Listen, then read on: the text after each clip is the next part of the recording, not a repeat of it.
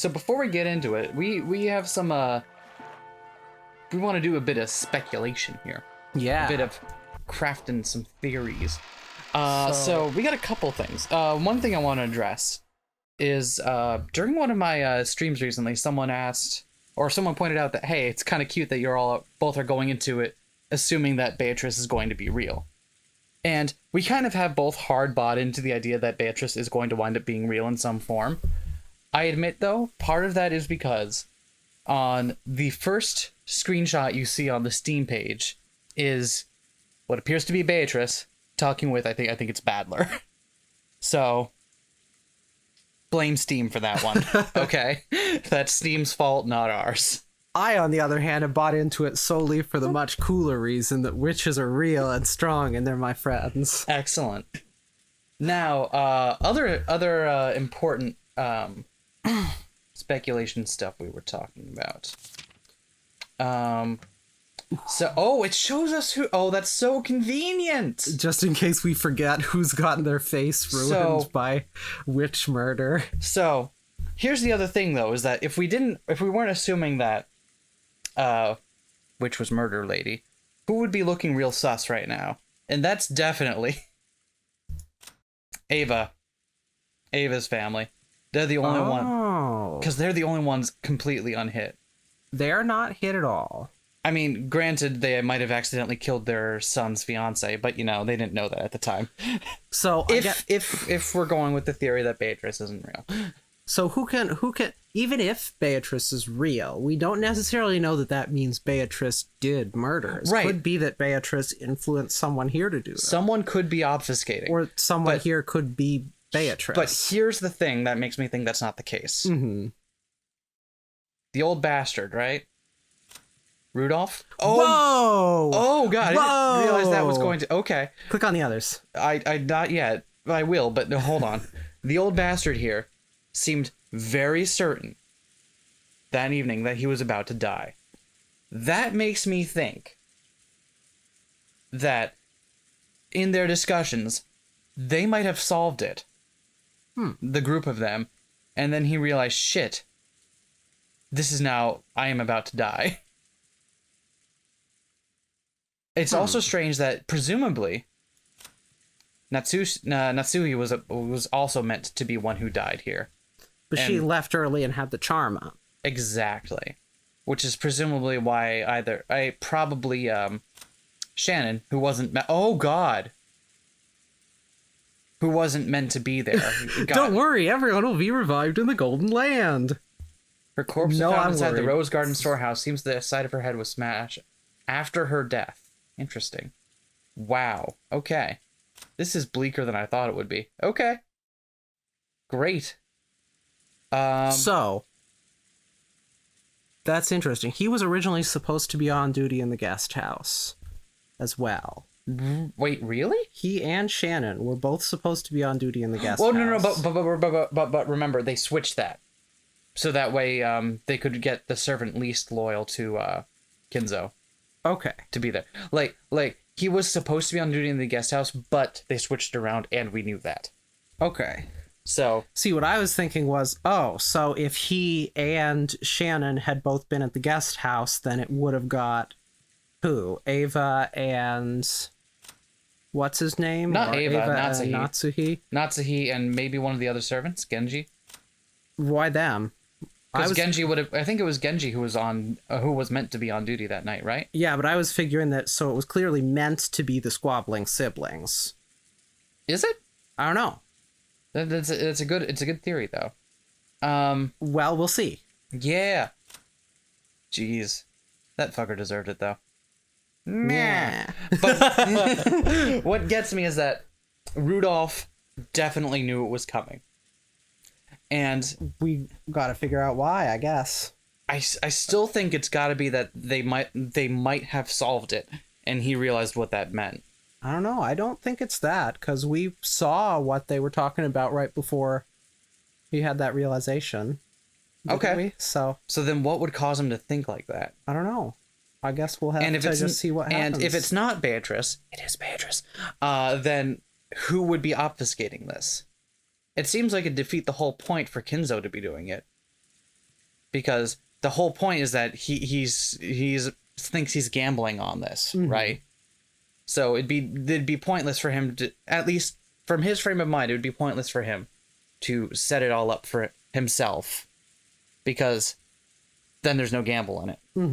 And, Kakagurui Masho. We know it's not the kids in the guest house because we saw what they were up to.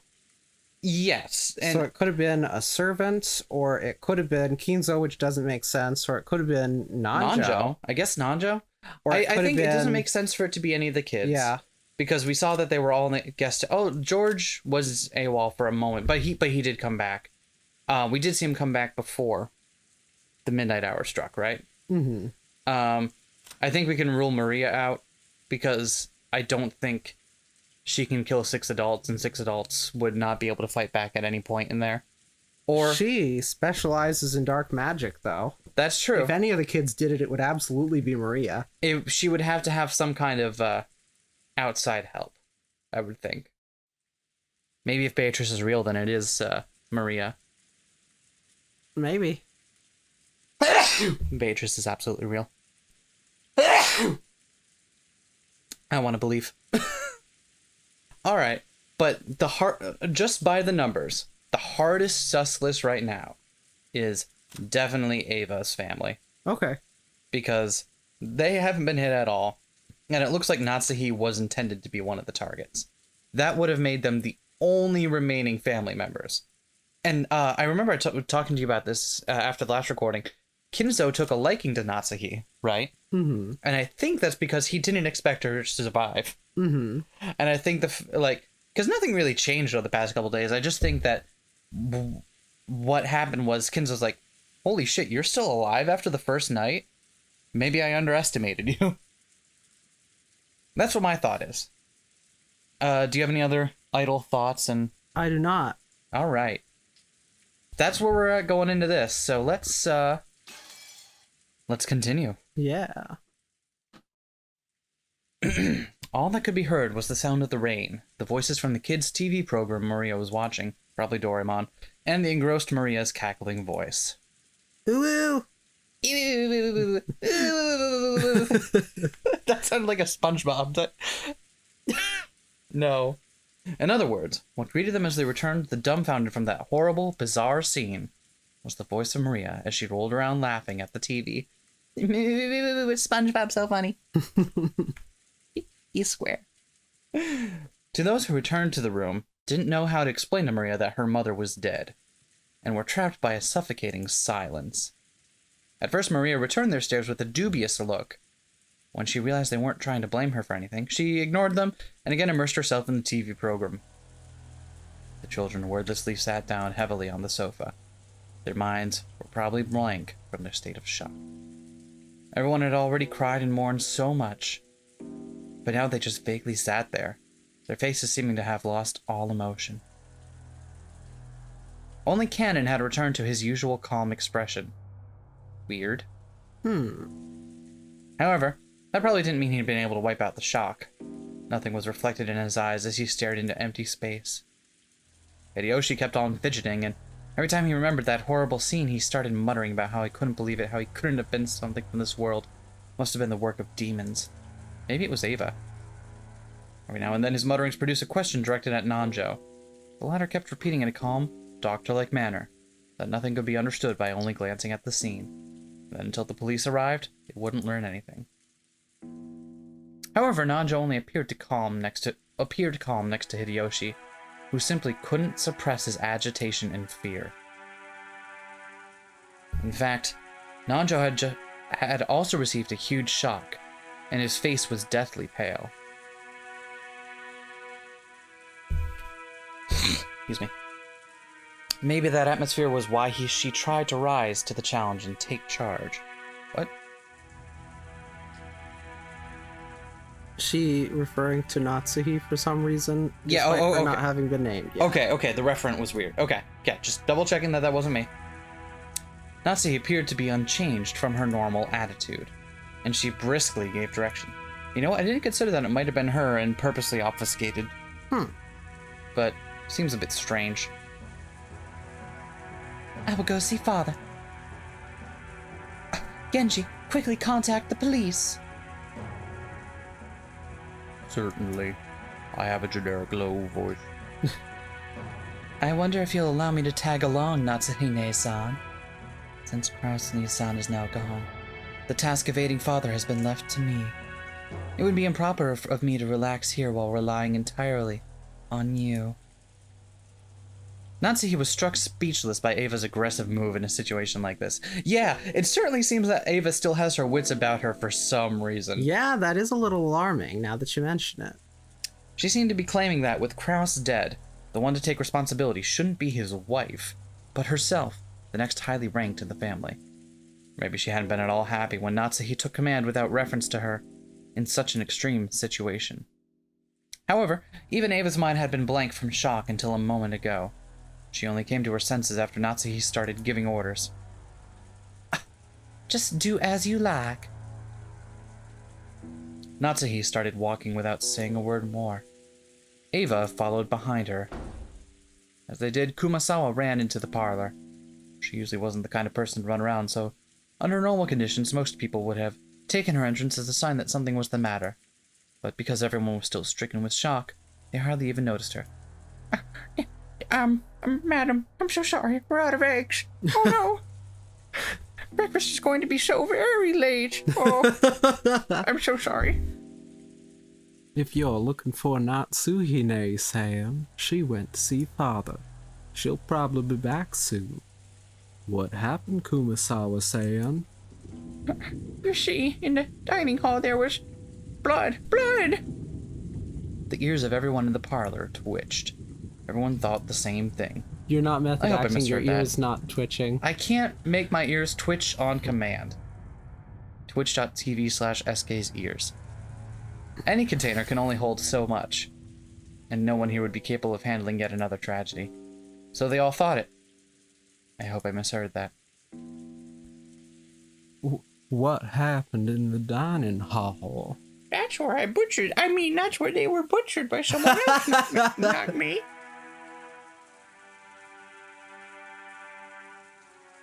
That was a bad time to take a sip of my whiskey and coffee. Whoops, it was blood. Oh, who put blood in this mug? Oh no, I'm just so clumsy. When I went to the dining hall to set up for breakfast. What's that sound? What's that sound effect from? What the? That's Toad from from Mario Kart 64. Yes, that's what I picture her sound effect being. I can't do a Toad voice. Don't ask me to do that. The first one to start running was George. I'm just running in the 80s? Yeah, 80s. His harsh footsteps jogged Hideyoshi and Nanjo to their senses, and they chased after him. Battler and the others followed. They flew into the dining hall one after the other, but they didn't find any change that might have caused Kumasawa to go pale. To those that had viewed that gruesome scene in the storehouse, it was a bit of an anticlimax. However, Kumasawa, who had followed them, pointed it out. There really were some traces of blood remaining on the floor. Compared to that terrible scene, it wasn't very impressive. However, if you calmly thought about it, this definitely indicated the loss of a lot of blood. There's another puddle of blood. Oh, that's you. There's another puddle of blood over here. What in the world? I guess the other thing that's keeping Natsuhi out of my suspicions is that when she woke up, she was genuinely confused and there wasn't anyone around for her to be performing for. True. So unless the characters are somehow performing for the audience of the visual novel, which I don't want to let... Or she keeps having headaches and then having to go rest. I like where you're going with this. What if she's getting possessed? Oh. What if that's what the headaches are? Oh, this is an interesting theory. I like this. Oh god. The blood on the doorknob is from her own hand. She's possessed by Beatrice, who takes over when she's having headaches and resting. She went and killed all of them who were there in the dining room, other than the two who had left already, because they got tired. And then butchered them there, put them out in the storehouse, and left the bloody smear on her own doorknob on the way back. Here's the one thing against that theory. She didn't wake up with a bloody hand. Ho-ho! That's a great theory, though. So unless she opened her door and then was like, Fuck. hold on, I gotta wash this off, I guess. Out damn spot. She just opens the window and sticks it out in the rain for a bit. That's the only thing, because that's a good theory otherwise. It appears that a great deal of time has passed. It's probably safe to say that they were killed here last night. Someone dragged the bodies all the way out there, too. That's what also gets me, is that there are no bloodstains from having them dragged out there. But, as we heard from the descriptions, their faces were caved in after death. So, presumably, they could have been killed in a way that was a bit cleaner. And yet somehow still bloodied the hell out of this room. They didn't bloody the hell out of it. Remember, most of them didn't notice. Kumasawa had to point it out. Oh, true. Okay. It was a small amount of blood, but it was there. Okay. Anyway, this is your line. It definitely looks that way. And if you had asked me who my first thought for a silent kill would have been, it would have been Goda, because he can put shit in the food. True. Like that. But I mean, this is not I don't think this is a silent kill type of exactly thing. We was talking together in the dining hall until late into the night. After that, someone must have forced their way in. Dad, when did you and Mom slip out of the meeting and go to sleep? George, are you putting us on suspicion? It was a little past midnight. Well, I can't help it. You're acting kind of sus. So, we should probably assume it happened after that. Are you kidding me? Give me a break. Lady, please stay strong. After seeing that hell on earth in the storehouse, this is nothing. I've completely snapped. Nothing can faze me now. Oh, I'm gonna be the next murderer, probably. Really? Good for you. I feel like my head's gonna explode. This is the dining hall, right? Every day, this is where I'd eat, complain about school, complain about homework, complain about eating, complain about my dad, complain about my... I complain a lot. That's what this place is to me. Lady, it wouldn't be good to remain here any longer. Let's return to the parlor. I agree. Uncle Hideyoshi, I think this room will be really important to the police. Don't you think it'd be bad if we trampled all over it? Battler proposed this in a slightly firm voice, as, along with Cannon, he grabbed the pale and shaking Jessica's shoulders. Everything's just as Battler's on her side. Nothing more to be gained from remaining in this room. Nanjo spoke while looking at everyone's pale faces. He also would probably be capable of killing some people pretty discreetly. Maybe his motive would be something like he's trying to make he thinks Kinzo's lost it, but he has enough devotion to him that he's trying to make whatever scene he's trying to think of come true. So, what I have to wonder, though, it doesn't seem like discreet killing. The only reason I say it must have been discreet killing was because there were only a little bit of blood in the house. They weren't and they've established, at least the characters have established, that they were not killed in the shed. They were dragged to the shed and mutilated after death. They must have been killed somewhere else. Which we believe to be in the dining room, which is where they were meeting. How would in the house. Or in the house somewhere. How would... So either they had to be killed in a way that was not necessarily discreet, but very low on the blood. Mm-hmm. I'm not saying that it has to be like a discreet thing. I'm just saying it had to be in a way that didn't result in a lot of blood loss. Okay. So either that, or someone lured them out into the woods and killed them there, and they don't see where the scene of the crime is. That's what's...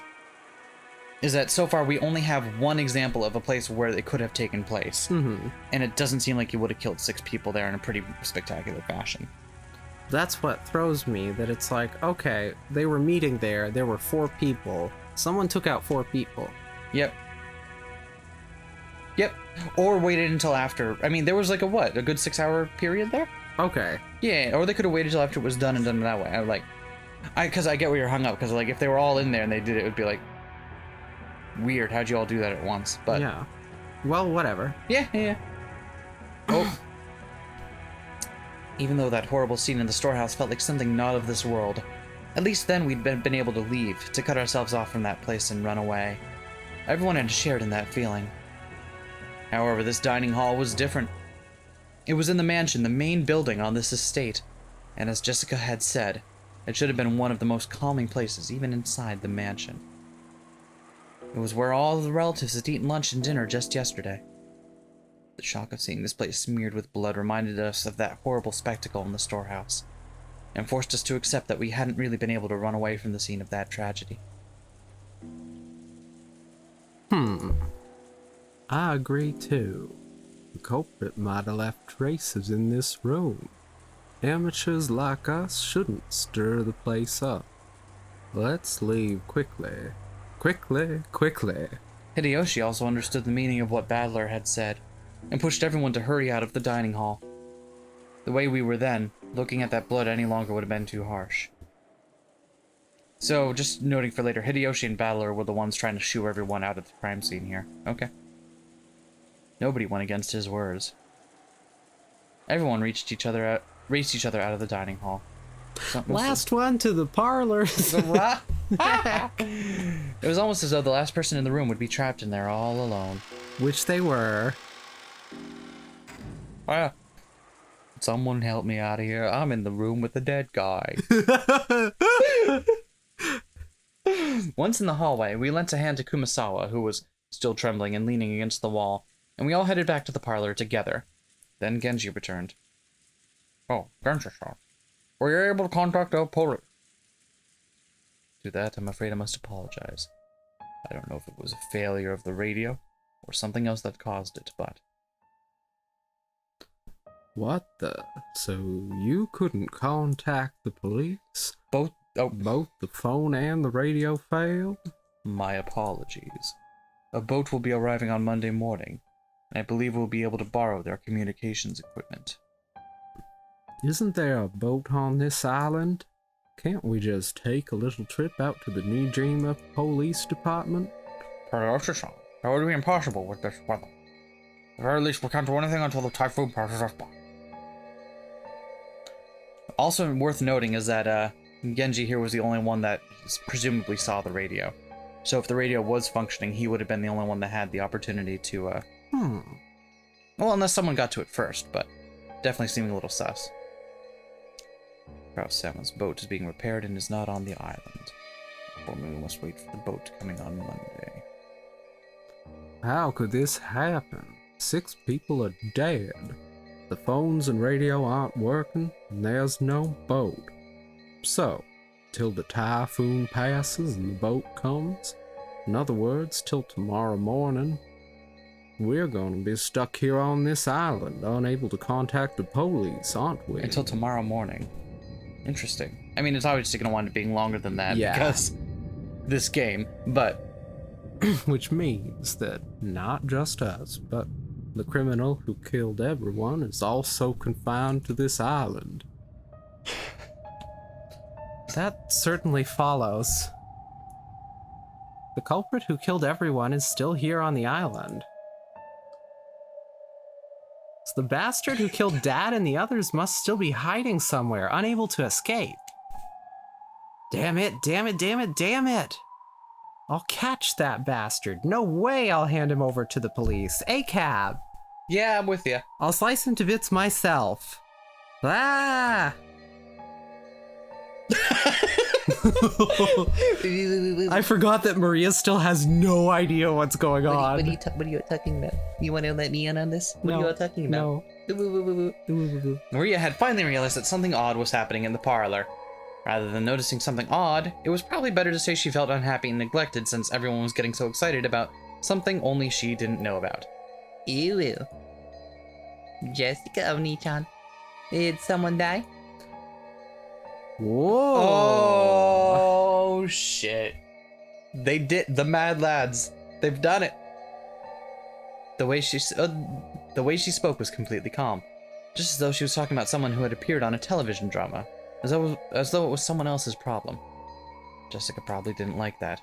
As though trying to say, can't you tell just by looking at me overwhelmed with grief? She flared up at Maria. They all died. Everyone. My dad and Battler's parents, Goda-san and Shannon, and even your mother, too. Oof! Stop it, Jessica-chan. You aren't the only one who's sad. What? What was that about, Mom? I'm not sad. Ooh. Maria-san. Oh, the mouse is not working correctly. I know this will come as a shock, but please listen. Your mother has died. Mama died. Yeah, someone killed her. Way past cool. Way prior to cool. I know it's sad, but stay strong. How many people died? I can't count that high. Too many. 6 people. 6 people. Damn it. How could anyone do something that cruel? There's a limit to how cruel you can be if you're human. I don't know who it is, but the culprit isn't human. There's no way their blood is red. Ew, what about it? I hear their blood's so green. Ew. The culprit isn't human. It's just the... What? It's just the... chosen by the... Huh? I couldn't hear you. It sounded like you just censored yourself just then. Hey, Maria, did you say something just now? Maria had just said something. Since the words were so remotely separated from the flow and context of the conversation, I couldn't understand them for a second. When I tried to ask her to repeat it again, I was shocked by the sudden sound of Aunt Natsuhi's loud voice coming from the entrance to the parlor. It looked like Aunt Natsuhi and Aunt Ava had returned from their trip to see grandfather. You can't contact them, even with the radio? If we can't use it at a time like this, why do we even have an emergency radio? I'm so all over the place with this. I don't know. I got this radio to cause emergencies, and it seems like it worked. I got my money's worth. Fuck you. It was supposed to have a maintenance inspection every year. Wait, don't you have one of those boat signaling devices that make a flashing light? Couldn't you use that to contact the next island? We do not have such equipment. My sincere apologies. This is the locked room mystery. What are you not getting about this? We kind of figured that we weren't going to have any horrible murder sprees. We did not equip ourselves appropriately. So I think what Maria said was the 6 chosen by the witch, right? But that's, the witch was one of the words that wasn't censored. Let's go back. No, it wasn't. Let's scroll up. You're right, it was censored. That's just the 6 chosen by the witch. Just then, Kumasawa arrived, pushing a serving cart loaded with breakfast. Since there was no way to be able to eat in the dining hall, Hideyoshi had ordered her to take it to the parlor. Why are we eating breakfast in here? Nah, Natsuhi-san, I'll tell you later. More importantly, Ava, how was father?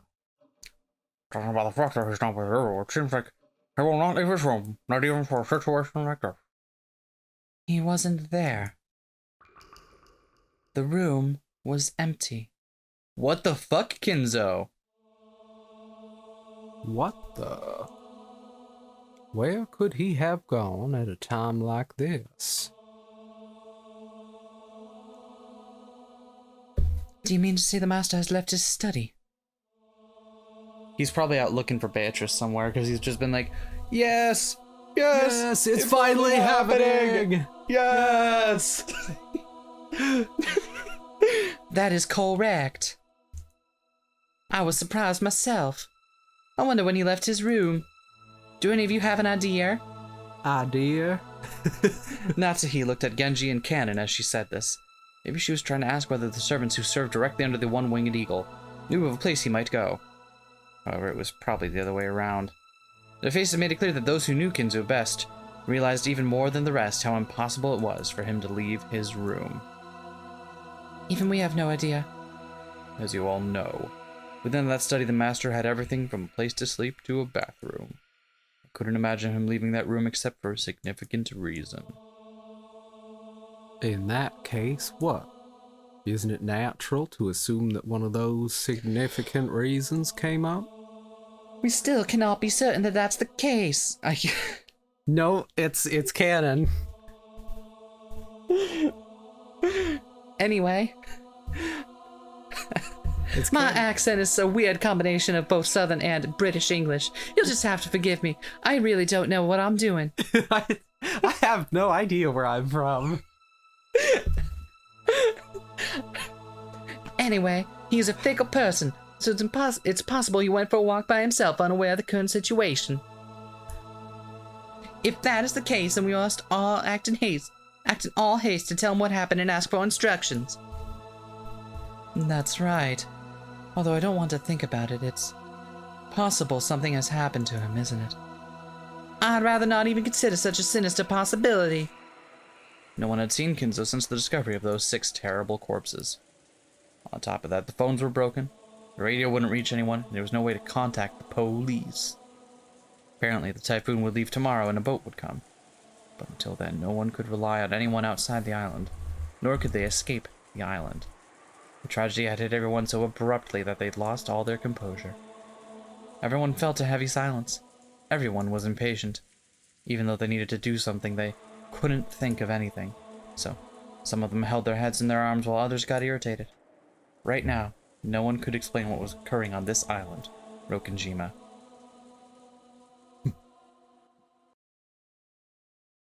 Nice! After that, we ate the breakfast Kumasawa-san had made, which felt dry and tasteless. Of course, this was right after something like that had happened. No one felt particularly hungry. However, we understood logically that not eating would weaken our bodies. It would also be rude to Kumasawa-san, who had made the breakfast. Kumasawa-san had taken some unusual Western vegetables, ones that Goto-san probably ordered for his ultra-elaborate meals, and cooked them in a Japanese style, which made them turn an unpleasant color.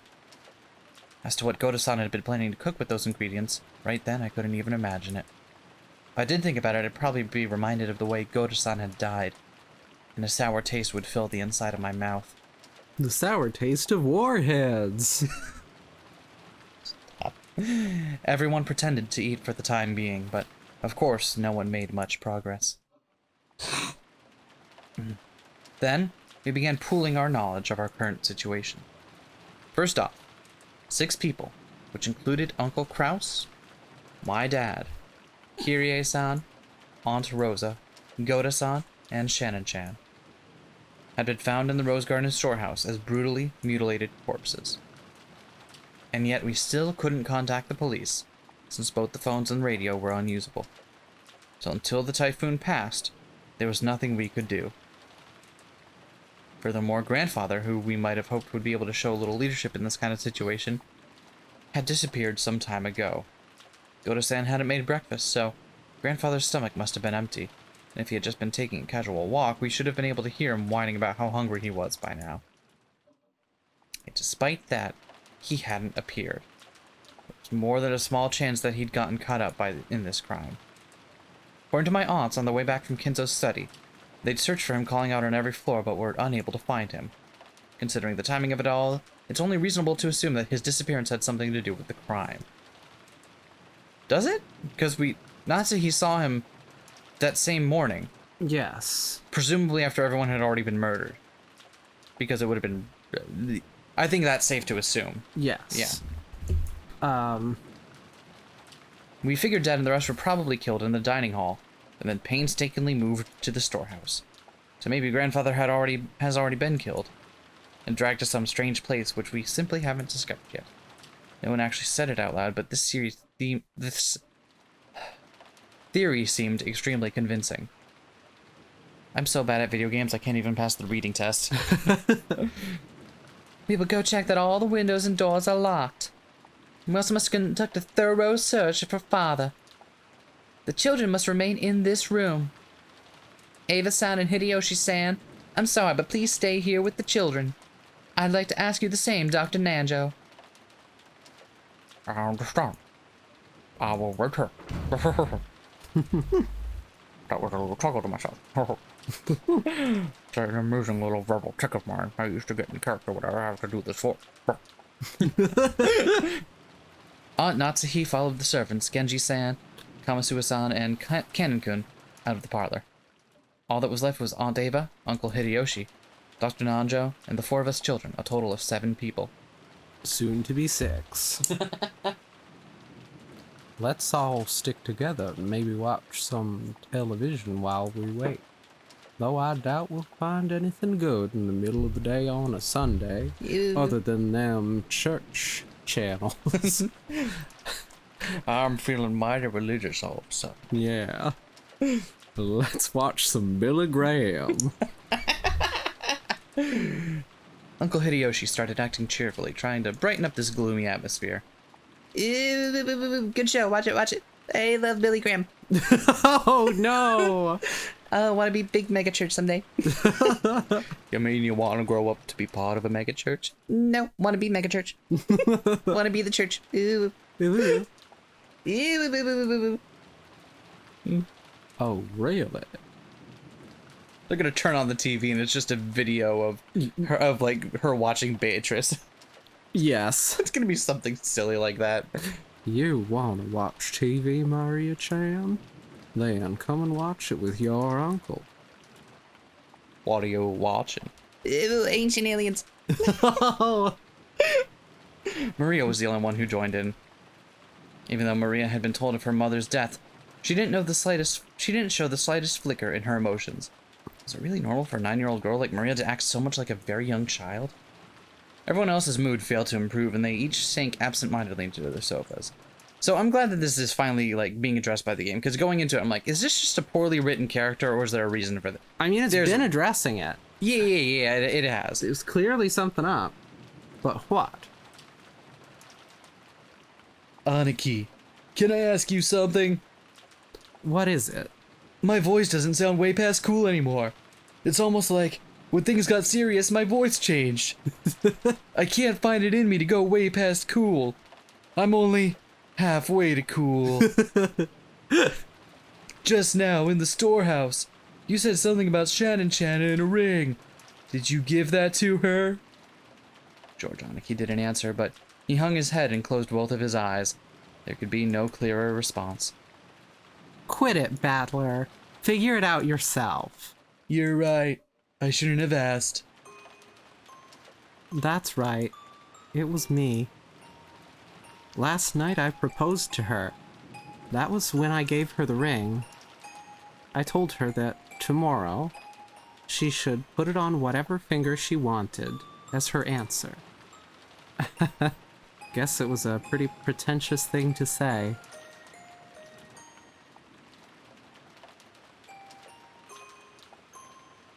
And that ring had been on the ring finger of Shannon Chan's left hand. Well, several years ago, Shannon came to me asking for advice. About you, George Nissan. I wonder what she could have said. Shannon was always really bad at lying. It was obvious pretty quickly that you were the one she was talking about. She asked whether it'd be okay for her to get close to someone, even though she was only a servant. She asked about what kinds of things boys like, what kind of clothes she should wear to make them happy. Lots of stuff like that. Well, I guess you could say I felt envious hearing her say that.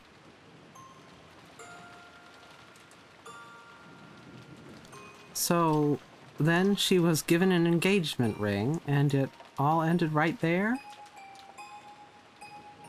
This is probably George. Different people value things differently, but being Oh proposed... no, maybe it's still Jessica. Different people value things differently, but being proposed to by a man, well, it can be the high point of your life. Or being proposed to by a woman, if that's what you're into. I haven't Anyway, decided yet. yeah. So I'm sure... Last night, I'm sure Shannon was happy. From the bottom of her heart, happier than she's ever been since the day of her birth. I'm really just kind of dating myself right now. You know, trying to make things make sense for me. George Aniki sighed deeply without raising his head. Or maybe tears had risen to his eyes. It seems Shannon was on duty in the guest house last night, but because she was too embarrassed to go back to the guest house with me, she went over to the mansion.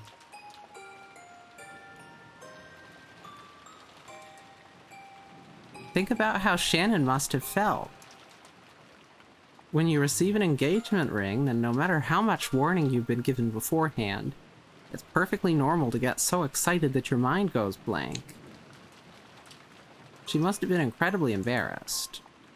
And then Shannon went to the mansion even though she hadn't been assigned there, helped Goto-san with his work, and got caught up in this crime.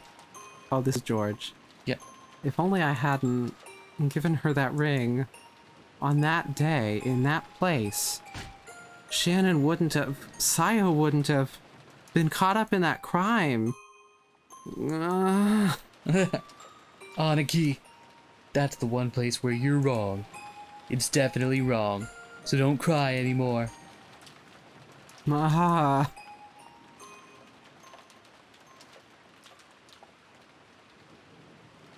Battler-kun, let's leave him be. After Aunt Ava said that, I stopped talking to him. Misplaced words of comfort might actually do more harm than good.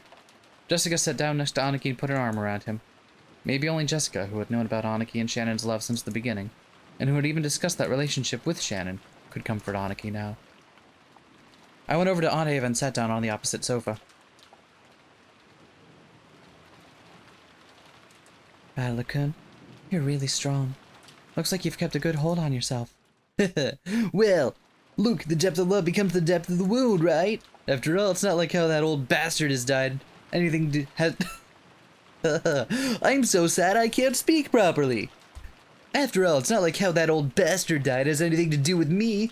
I feel bad about Kirie-san, but, well, she wasn't actually my parent. My. If that's so, you certainly were crying a lot back then. Well, I did think that at least that much crying was due as gratitude to the parent who raised me. I'm really sad inside. You can tell by how big my eyes got. The speed of that changeover and that dry tone must have come from Rudolph. That kid would always get violently happy and sad, angry, but he'd always regain his cool immediately afterwards. It's nothing like that. I haven't really been able to get over the shock yet. It's gonna hit me later, and I'll become a wreck. I think the only difference between me and everyone else is the kinds of emotions stirred in me. What do you mean? I've been acting much calmer than George, Aniki, and Jessica.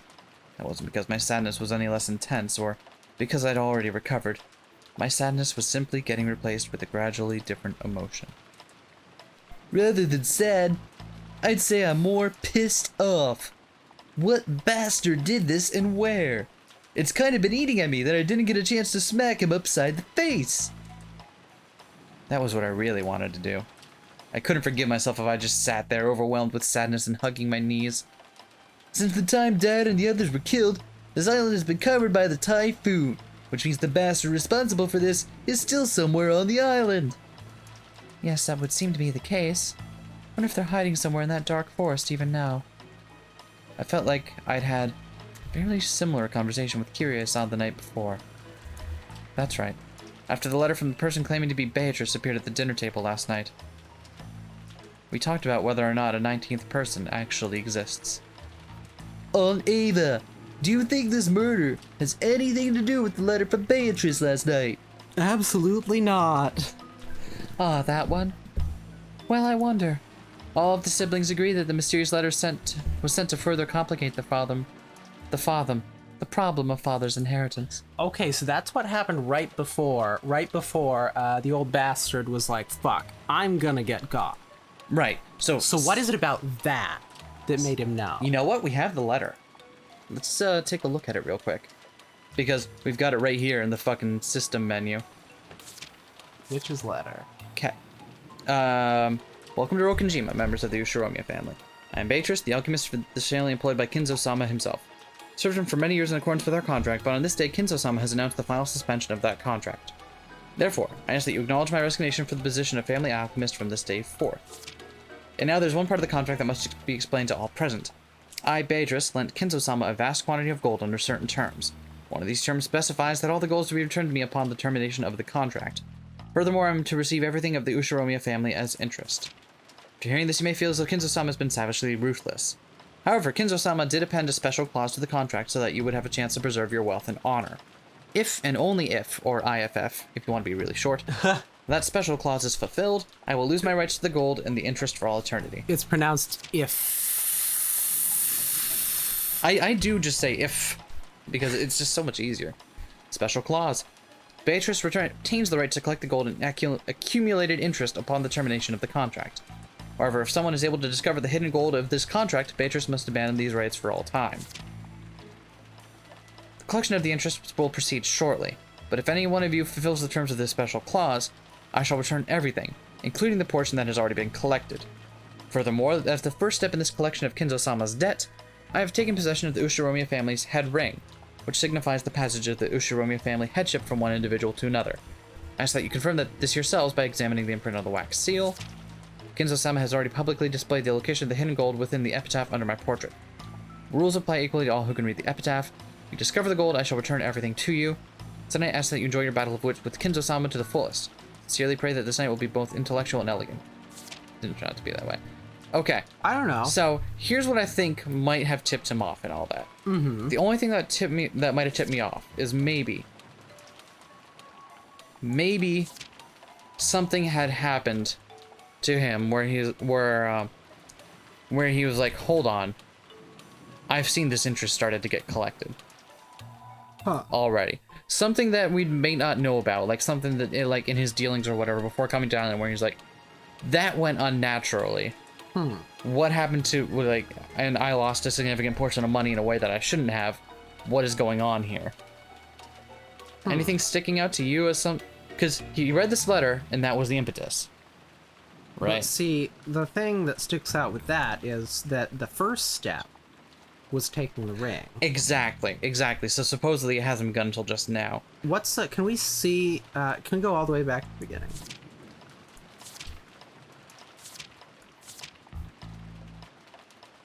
Yeah, no, I got nothing. Absolutely The only nothing. other thing I can think about is that maybe he was convinced by the ring when no one else was. Yeah.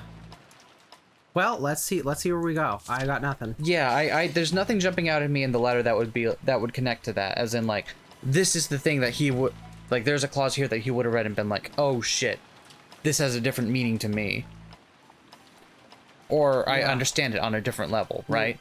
Yeah. Okay. Anyway, moving on. Well, I wonder, of all the siblings agreed that the mysterious letter was sent to further complicate the problem of Further's inheritance. Further's inheritance is what I just said. As to whether that and the case this morning are related, it's impossible to tell at this stage. Was that letter really given to Maria by some witch called Beatrice? How could it be? All of it was a farce devised by Father, wasn't it? He made Shannon-chan or someone wear the dress from the portrait and trick Maria-chan, right? Isn't that just the kind of overly intricate prank Father would pull? Is it? Is he known to be a prankster? If that's the case, they should be able to find that dress. Yeah. Probably. I mean, yeah. On Beato. Well, last night I talked with... Oh, hold on. Listen, this is me, not you. Get out of my voice. Last night, I talked with Kyrie-san about whether Beatrice actually exists, and Kyrie-san also said that Beatrice was probably one of the 18 of us. Isn't that obvious? There's no one else on this island besides us, right? Then there must be someone amongst us who's pretending to be Beatrice. Or vice versa. There's no one else but us on this island, you think? Obviously, right? You're saying that there could be someone else here other than us. No one is on this island except for us. There are only 18 people. Fully one third of whom are now dead. So the one pretending to be Beatrice has to be one of those 18. Kyrie-san denied the existence of a 19th person by spinning the chessboard around. Even though Aunt Ava hadn't constructed an argument that complicated, her opinion at least was the same. Except that if that's the case, our situation starts to look very ugly.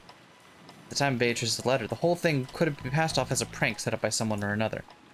However, if we're assuming that there's no 19th person, we can't ignore this anymore. In other words, if there's no 19th person, then the culprit who killed Dad and the others is also one of the 18, right? So in other words, the person who killed them is one of the people inside this very mansion right now! Ah! I made myself scared! Aunt Ava smiled meaningfully. Why is she acting so sus if she's not... Like, she's acting so suspicious that it has to be a feint. Yeah. Like, you don't act that suspicious in a mystery novel and wind up being the killer. Yep. It looked like she thought this conclusion should have been obvious from the very beginning. The culprit carried the bodies of those 6 into the storehouse. But even that was an impressive feat, don't you think? That shutter is always closed and locked, right? In other words, in order to carry them into the storehouse, the culprit would have needed to unlock the shutter. Understand? Understand? The concept of love! I like how he's slowly gone from Sonic to a Tristan voice. Which I think I'm okay with. Is it possible the shutter was left open by mistake that day? The servant said it's always kept locked. In other words, unless the culprit took the keys from the servant room, there's no way they could have opened the storehouse. I wonder if the key in the servant room was the only one. Genji-san said that was the case, which means the culprit knew where that single key was, kept, and took it. Just now I watched when Canon-kun returned the key to the servant room. The wall was packed with keys, and I don't think a novice would know where or what those keys went to. So she's sussing on the waitstaff right now, right? Yeah. Which are, who's left here? Genji and Kumasawa. Genji, And Kumasawa, Cannon. and Cannon. Oh, he's AWOL, so he gets a black, so he's blacked out now. Huh. Usually. Interest. I like how quickly this updates too. That's really good. Yeah. Okay. All right. What's the... Oh, the tips thing is the thing that has the... That has the stuff. letter in the Yeah. epitaph. Yep. Okay. Have cool. can we take a look at the epitaph one more time? Yeah. Just to see. First, I offer the 6 chosen by the key as sacrifices. 6 chosen by the key. Oh, that's interesting. So there. So let's take a look back at page 1. Does it mention a key there? Yes. You see the golden line falls path downstream in search of the key. So I had a I don't know if I mentioned this last time, but way back when I had a theory that the you who seek the golden land has followed its path downstream in search of the key. I had a theory that this was speaking about the portrait itself, and that somehow the key was part of the painting. I don't think that's the case anymore, because if they did, they would have given us a very clear image of the painting to work with. But they haven't. They've given it to us at like this weird angle. Mm-hmm. They haven't given us like, here's the portrait to look at and examine. Like, and if that had been the case, I think they would have put the portrait in with our Yeah. key stuff. So I don't think that's the case anymore. Sure, the 2. But presumably whoever is the Moira has found this key. So if we go ahead to next again. Yep. So on the one hand, there's a literal key involved in the first murder, which is interesting. Not this. Oh, Because there's a literal key. The key to the storehouse is involved in some way, but it's not clear if that's a double entendre or if that is a red herring. On the other hand, there's the sense of chosen. Was there any sense in which those were chosen by someone or something in the prior events? I don't know. interesting. So, those who remain shall tear apart the 2 who are close. The 2 who are close. 2 who are close. Shannon and or Shannon's dead. So on the second Twilight... But here's the thing, I don't think Shannon was meant to be part of the first 6 there. Yeah, but she is now. She is now. So why would they give us the whole epitaph if it turned out that the epitaph from now on was wrong? Not that the So- epitaph from now on was wrong, just that whoever was trying to fulfill it kind of messed up and had to make a concession somewhere. I don't know, maybe that's a bit too meta for what this game is trying to do. Interesting. Well, let's see where we're going. Yeah. Also, I was thinking that maybe the key, instead of like a literal key, was like a key to a puzzle. Like just a like, oh, this is a new, like, you know what I mean? Mm-hmm. Yeah. Anyway. The culprit was miraculously able to find the storehouse key among all of those. She's throwing some serious sauce on, yeah. Furthermore, even though the key didn't have a tag or anything sticking to it, they knew it was the key to the storehouse behind the rose garden. And that means they also knew where the storehouse was. I'll say it even clearer. The culprit knew the inside of the servant room well. Her argument was extremely plain and clear. If the bodies had been thrown somewhere in the bushes of the rose garden, there wouldn't have been much to go on. I'm stoked for that rain to show up in the recording. It'll be fine. It's ambiance. However, if there was only one key to the storehouse in the servant room, and it was stored with such a large group of keys, a novice would not be able to tell them apart. This meant the culprit was someone who went into the servant room and was familiar with the locations of the keys. Family members didn't normally go into the servant room, which means that one of the servants is the culprit. Or they seem to be passing over two important things in that. One, Kinzo. Are they assuming Kinzo wouldn't know? I guess Kinzo wouldn't know, because why bother yourself with that? That's why you hire people. But also Natsuhi, who's supposedly in charge of the staff. And runs... Or consider also, anybody could have, for some reason, asked the servants to retrieve the key. Maybe there was some reason that they felt they needed to get into the storehouse. Most people didn't even know it was there, though. Remember that. Because everyone was surprised to find it there. The only people that knew it there were Natsuhi and Jessica, because they live here on the fucking island. Okay. Which is also, Natsuhi and Jessica live here. Even if they aren't part of the serving staff, they might have figured that out at some point when they realize, like, wait, there's a tool shed over there. Okay. Anyway. I'm sorry, but even I can't tell you any more than that. However, I will tell you one thing. What's that? I killed them. It's reasonable to think that the culprits, are multiple in number and fairly well armed. They'd have to be, wouldn't they? They had to assault the four in the dining hall, kill them, drag a total of 6 bodies, all the way to the storehouse beyond the rose garden, and arrange for that disgusting makeup and graffiti on the shutter. There's no way the single culprit could carry that all of that out on their own, right? I hadn't even jumped to that conclusion yet. I hadn't even either. That makes perfect sense, though. It made sense. Thanks, Inner Boys. It made sense. It probably would have been possible for a single person with enough time, but it takes so incredibly long. It's probably safe to assume that there was a significant number of people were involved. In that case, I wonder who the imposter is. We better get him quick. Remember, don't vote on 7. Ooh. So what you're saying is that, well, maybe all the servants were in cahoots. Cahoots? That's such a fun word to say. Please keep it quiet, okay?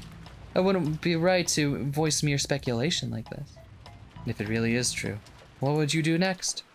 They might not let us leave here alive. This is an opponent who had no trouble killing Nissan and the 3 others. Right now, the only ones I can count on to fight with me are the 3 in my family, and maybe you, which comes to a total of 4 people, right? Here's an idle thought going through my head. Why is she trying so hard to get Battler on her side? She doesn't need Battler. Battler's a fucking kid. I think she's purposely sowing discord here. Maybe. To cover her own tracks. Because remember, we've established that she is fucking strong. Mm-hmm. Right? That was set way back at the beginning of in the game. They were like, yeah, she does like fucking martial arts or whatever. Like, if there was one person who was strong enough to do it on her own, it'd probably be her. And she doesn't need Battler on her side. Mm-hmm. I think she's just doing this to kind of sow some distrust in him. But that's just me. We're no better off than they were last night. In short, it'd be easy for the culprits to massacre the rest of us. I've been playing detective with Aunt Ava, trying to expose the person who had killed Dad and the rest before the police did. Well, I could cleverly penetrate the culprit's identity and stick the proof in their face. I've been so sure that, just like in one of those detective movies, the culprit would then give up and surrender. However, the culprit would only surrender if there was no way for them to fight back. The culprits behind the crime on this island were far from helpless. It might even be able to massacre all of the remaining people here. And on top of that, this island was like a giant, closed room, cut off from the outside world by the typhoon. So they had a full day until tomorrow to kill, scheme, and camouflage themselves. In short, it wasn't a safe atmosphere where we could get very far by playing detective. To the contrary, we were at a stage where we had to be scared stiff, since playing the detective might displease the culprits, and cause them to commit another mass murder. Well, it's just a possibility, right? But I can't bring myself to trust the servants yet. Then that doesn't mean I only suspect them. Don't you think there might be some mastermind behind all this? A mastermind? Huh? Why do you say that? It's just a feeling. Think about what the word servant literally means. It means someone who serves as someone else's arms and legs, right? There's a bunch of Urushiromiya family members who got killed. So naturally there must be someone involved who stands to gain from that result. So she wants to pin it on Natsuhi. She thinks Natsuhi got the servants to do it. Yeah, To put Natsuhi in charge. So does she think that the servants trust Natsuhi that much? Or is she trying to pin it on Kinzo? no. Why would Kinzo... What would Kinzo have to gain from it? Yeah, but does she know that? Yes. Okay. That's what she's saying right here. Okay. So she's trying to put it on Natsuhi. That's what I think. Interesting. However, we suspect Natsuhi might have been one of the intended victims. Or perpetrators. Basically, either she did it or she didn't do it. She either has knowledge or she doesn't have knowledge. Alright. Great. The Ushiromiya family had been right in the middle of discussions about how to distribute the inheritance when grandfather died. She's definitely trying to throw a lot of sus off of her, though. Yeah. Again, remember, she's probably the most suspect because no one in her family has died. Yeah. This case followed the standard form of any classic mystery novel. The crime was definitely caused by someone with ties to the Ushiromiya family, and who was involved in the inheritance problem. Aunt Ava had probably read a few books in that genre herself. Her argument may have had a few blind assumptions in it, but it was a standard conclusion that anyone might have reached. I think most people would end up suspecting the servants even if they used different reasoning to get there. Especially the story about the key to the shutter. That made it very easy to suspect that one of the servants was involved. And that's why I don't like it. What do you mean you don't like it? Nah, just talking to myself. I tried to dodge her question by joking, but I couldn't erase the unease of welling up inside of me. After all, her conclusion was such an easy one to reach. A conclusion that anyone could reach. See? I think we were right. Yeah. And I just couldn't be satisfied with that. Should we lock in our guesses now before we get much further? No. Okay. I think there's still a lot of twisting and turning to come. Okay. We've got some more nights of murders. Well, no, but I mean, before we reach the end of the chapter, I mean. Because remember, each chapter is supposed to be a mystery you're able to solve on its own, right? Yeah, I think we've still got quite some time in this chapter. Alright. But I tried spinning the chessboard around like I learned from Kirie-san, who learned it from some lawyer named Phoenix Wright. In the year 2016, apparently. This was exactly why a servant couldn't possibly be the culprit. If the servants really were the culprits, they wouldn't hide the bodies in a place connected to themselves.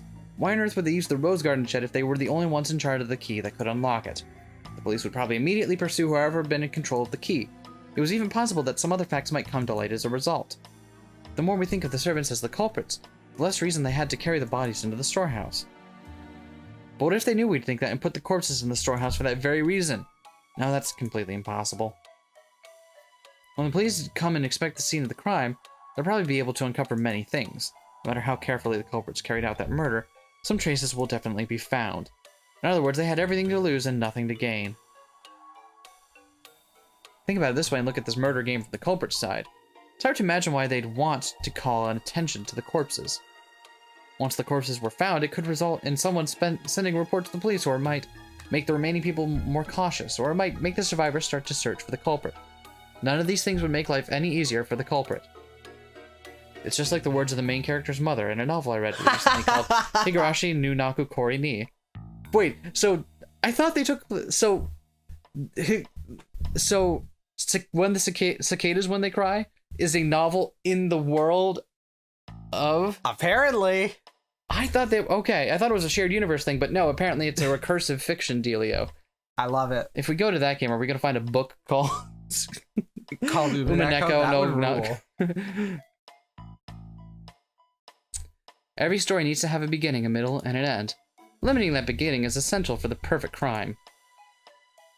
Right now, we don't know where Grandfather is. We don't know if he's already become a victim or if he's one of the culprits.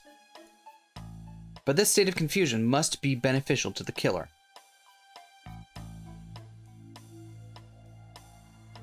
The culprit has absolutely nothing to gain by showing us the bodies in such an obvious way and making us all realize there's been a murder. In fact, this is the perfect place to spin the chessboard around. In other words, showing us the corpses in such a flashy way might be the culprit's goal in and of itself. So at the very least, to the culprit, the appearance of 6 corpses there meant more than the deaths themselves. In other words, the culprit wanted this murder on display. To whom? To us. This is a message. The culprit is trying to shove something in our faces. Don't know what it is. If only I had listened to Maria earlier. At this point in time, this vulgar mass murder isn't making me feel anything except a malice directed towards all of us. Malice towards all of us, is it?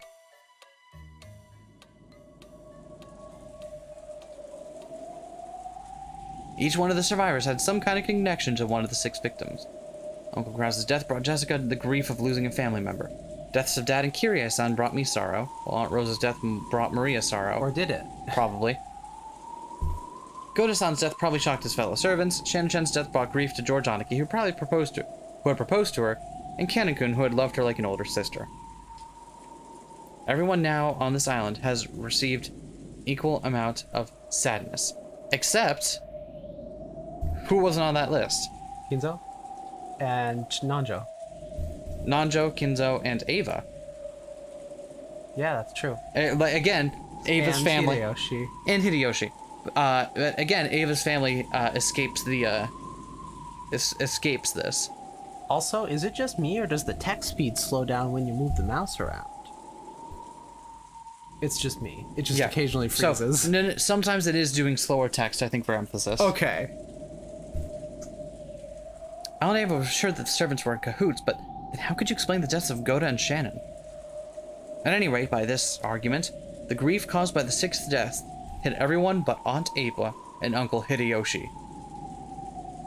Even Aunt Ava, who had directed suspicion at the servants and acted as though she herself was beyond suspicion, could not be ruled out as a suspect. Until she dies next. Yeah, I mean, that's how I would do it. You'd set up you'd have the obvious, you'd have your secondary setup, like, okay, after you think about it for a moment, this is who you're directing suspicion on. And then, that's the person who dies next. Yeah, the 2 who are close will be her and Hideyoshi, and she will die. Probably. Calling it. In the first place, are they close? Did we establish if they had a loving marriage or not? I think they do. I don't know. We'll see. In the first place, she was able to argue that the servants were suspicious by focusing on the shutter's key. But if you look at it from the perspective of motive and who would gain, Aunt Ava's name rises to the top of the list. See, now the game is spending so much time sussing Ava that I'm like, okay, now. I know what you're thinking, Battler-kun. Huh? I was just thinking that you're really strong. Oh no, please don't tell anybody about my head so full of obscene stuff. I'm the one who's going to gain the most from these murders. Since I'm going to be suspected anyway, I might as well get it out in the open. I tried to dodge the issue by joking around, but apparently it didn't work. The inheritance will be divided into as many parts as there are siblings, but right now I'm the only one of the 4 left. All of the assets of the Ushiromiya family will become mine. If Uncle Hideyoshi heard you, he'd say, "Could you give it a rest? It's not funny." Actually, he'd probably say it more like this. Could you give it a rest? It's not funny. Wow, Battler, that was an amazing impression of my husband. Yeah, thanks, I've been working on it. I'm sorry, I was just fooling around since I'm gonna be suspected anyway, no matter how much I try to smooth it over. That's why, from my point of view, this murder might have been designed to cast suspicion on me. Unfortunately, my alibi for last night is weak. Could you tell me a bit more about your alibi for last night? Please and thank you. As you know, the discussion between the siblings of how to slice up and eat the inheritance continued until late in the night, but I don't know how late it lasted. My husband and I had woken up early that morning. We were so sleepy, and a little past midnight they let us go. We then returned to the guest house and rested there. They returned to the guest. Oh yeah. Okay. Can anyone other than Uncle Hideyoshi prove that? No, wait. It's not like I suspect you or anything, okay? Oh, are you sure about that? I could kick all of your asses in this room. We've established that. In fact, I just might. I might just, for shits and giggles. I don't know if it counts as proof, but when we returned to the guest house, we were greeted by Genji-san, who asked if we needed a towel. To wipe off all the blood. I think that should be enough proof we returned to the guest house a little after midnight. Though if my theory was correct, the servants would all be in cahoots, and that wouldn't actually make much of an alibi. Hey, you've got a point there! Because that means I'm playing detective with the real culprit right now, huh? I'm about to die! However, let me say this for my honor's sake. If I was after the inheritance, I'd never commit such a bizarre set of murders. After all, if I just wanted to make them forfeit their right to the inheritance, it wouldn't matter to me how they died. It'd be much smarter of me to make their deaths look like accidents. And not all in one place. Exactly. Just like, go poison them at home. Exactly. Especially if you're assuming I laid out some careful plan that involves even the servants. Who don't obey her. You got a point there. If you're killing someone for personal gain, you definitely shouldn't make it look like a murder. Here's the thing, if, like, no matter what, if we assume it's not Beatrice, it's absolutely Beatrice, then something has to enter the equation. What do they have to gain by making it look like it's Beatrice? Yeah. For whose benefit is that? Like, if you're just trying to make it seem like some kind of bizarre spectacle, you don't need to make it specifically about Beatrice. It seems like the only two people who clearly give a shit about Beato are Kinzo and Maria. Exactly. And tertiarily, possibly to some extent, Kraus, who thinks the gold is real, but probably doesn't believe there's an actual witch. Right. But who does think the gold, at least. And Kraus is real. dead. Yeah. And we don't know whether or not we don't know the other adults' feelings on whether or not he convinced them about. Kraus seemed to really think that the gold was real, even if that didn't mean that Beatrice was real. Yeah, I don't think the others are convinced. I think they thought it was a prop or some kind. Well, the others didn't see it, remember? He kept it hidden and locked away. The only person he showed was Natsuhi. Right. You were absolutely right. He thinks the gold is real and deliberately didn't want to reveal that it was to the other siblings. So then, presumably the other person whose benefit it could be for would be Natsuhi. Interesting. Well, let's see where we go. But either way, we gotta figure out, like, for whose benefit is all of this happening. Yeah, it's not clear. And even after that, like, what do they gain by presenting it as if it is Beatrice? Anyway. Got a point there. If you're killing someone for personal gain, you definitely shouldn't make it look like a murder. Exactly. That's why I'm in such a blue mood. Police will probably treat me like the mastermind and investigate all kinds of things. Not fun at all. Aunt Ava shrugged with a bitter smile. It was just as easy to suspect Aunt Ava as it was to suspect the servants. This is not related, but I bet Aunt Ava cosplay looks fire. Like, I bet the Ava cosplay is... great. So if we spin the chessboard around, does that make it impossible for the culprit to be her? Suspicious as she is? Or if that argument always works, then her motive can never help us in any way. No, that can't be right. Knowing the motive must give us powerful clues towards knowing the culprit. That's why murderers from all time periods disguise crimes in complicated ways, cleverly preventing their motives from being discovered. I don't get it. I just don't get it. So that, on that theory, the motive is disguising it as something done for occult reasons by a witch and whatever is something irrelevant to the actual killing, which was done for a different motive. Right, because she's still like, because ostensibly in that case she would still be in it for the money, which fair, I guess. I mean, she was right that there are better ways to go about it, but if you know that you're going to be suspected anyway by being the only one alive, trying to create some way of tossing that suspicion off you by being like, why the hell would I go to all this trouble? Like, literally, I have nothing to gain by doing that.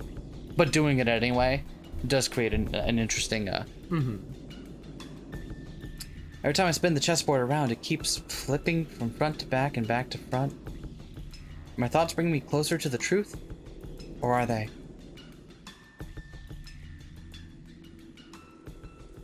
Or are they? Do I have to click again, or is it gonna... There we go. Aunt Ava didn't want to talk any more than that, so I folded my arms and headed to the window to cool my head a little. As I looked over the parlor, I saw George, Aniki, and the others gathered, talking. Looked like they were talking about the magic circle that had been painted onto the shutter. Pretty cool, huh? I'm into the old cult stuff. Got myself book of the magic. And says here I need to tap 4 mana. No, Uncle Hideyoshi, you tap the lands to produce mana. Oh, that's right. I'm still learning. As Uncle Hideyoshi thought back to that time, he started drawing the shape in the margins of Maria's notebook. I see. Since Maria was second only to grandfather in knowledge of the occult, she might understand what it meant. I think it was probably something like that. There was a mark that looked like a variation of a cross. And then, surrounding the circle all around the perimeter, were these closely packed, strange letters on all 4 sides of the cross. And in the 4 corners, there was something written. Didn't look like the alphabet or nothing like that. I'm talking about the alphabet, even though we're here in Japan. It was what they call ancient characters, like... Oh my god. Ancient characters like Gilgamesh, you know, from the old legends. Gilgamesh, I saw him last week. He's doing okay. Wait, when did Zero take place? Good question. I don't remember. Around the top of the circumference of a small mark. 5 small circles arranged in a plus sign. And straight lines connecting them. Here's the thing. If this was important, I feel like the tip section would have let us have a picture of it. Maybe it's important anyway, though. There's all kinds of shit that's important. Yeah, like it didn't give us a seating. Yeah. It didn't give us the list for seating and stuff. Maybe we do have to be taking notes on our own time. Oh, yeah. That's you again. Oh, yeah, there definitely was something like that drawn there. Yep, there's no mistaking the shape. I don't understand the thin characters, but the arrangement was nearly the same. Everyone was staring down at the shape, so I stared down at it too. Seeing they're purposely, like, even artistically, they purposely include, like, the top part of it. So we've never seen, like, a full version of it. Yeah, one wonders what we'll find when we see the top part of it. Yeah, maybe. From what I'd heard, this had been painted on the shutter to the storehouse with some material that looked like blood. I wonder if this game is savvy enough to give us stuff in the tips section that isn't relevant. Maybe. Oh no. Oh no. If so, then my whole metagaming stuff is just thrown off. What if the epitaph and letter turn out to be completely fucking irrelevant? It's just Ava, and she's... Sorry, it was me all along. I was just fucking with you. It just seemed like too good of an opportunity. Yeah. Like, you should have seen the looks on all your faces. My parents are dead. Yeah, but the look on your face, it was worth it. I see. This sure is unsettling. Grandfather's probably the only one who'd want to draw something this weird. Seriously, where did he go? I want to grab him and ask what the hell this is supposed to mean. Jessica's voice contained impatience and anger. She hadn't gone so far as to say grandfather was the culprit, but she seemed sure that grandfather knew something about the culprit's background. Of course, if you were searching for a link connecting the Ushiromiya family to the occult, 10 out of 10 people would think of grandfather. And 0 out of 10 would think of Maria. Someone say my name. Yeah. Hello. I'm going back to my television program now. Okay. Also, to a person who knew nothing of the occult, this strange mark would have no meaning, which meant that this might have been something addressed to grandfather. That's right. And the reason the crime was shown to the survivors was so they'd find it. So they find this. Is it slowing down when the mouse goes outside the window? I don't think so. It just seems odd that it only slows down at particular times. Yeah, I'm sorry about that. I'm keeping the mouse moving to make sure I don't like lose my spot here. In the case where had grandfather, the essential recipient of this message, disappeared off to. He hadn't seen it yet, though, presumably, because all that he had presumably been up in his office until Natsuhi was like, "Yo, sup?" And then they tried to tell him about the murders, and he wasn't there anymore. So, given that he never leaves his place there, how did he learn about it? I don't know. If any of the servants had seen him before he left, they would have fessed up to it, because, you know, that takes the suspicion off them. Yeah, I don't know. Does this shape ring any bells? Maria looked at the shape with a serious face. Maybe she wasn't enthusiastic because this was her area of expertise. However, her appearance was that of someone separated from the events at hand, as though this thing hadn't been drawn on the shutter closed around her mother's corpse. My first impression was that the design resembled a German cross. Wow. It certainly does have that kind of design.